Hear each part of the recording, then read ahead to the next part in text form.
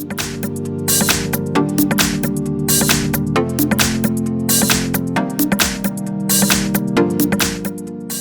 everyone, here we've got Motorola Razr 5G and let me show you how to check IMEI and serial number on this device. So actually we've got two options to choose from. The first one is using the dialer and the second is using the settings. So let's begin with opening the dialer. This is the first option, and let's type the secret code. It's *#06#. And as you can see by this code, we are provided with both IMEI numbers and also a serial number attached to this device. Let's tap on OK and let me show you another option. So let's find and open the settings.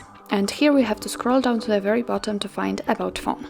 Now let's scroll down again, and as you can see here we've got IMEI numbers for both SIM slots, and if you want to check the serial number, just tap on Model and Hardware.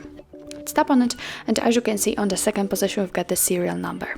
So that's all. This is how to check IMEI and serial number in your Motorola Razr 5G. Thank you so much for watching, and if you find that this video was helpful, please hit the subscribe button and leave the thumbs up.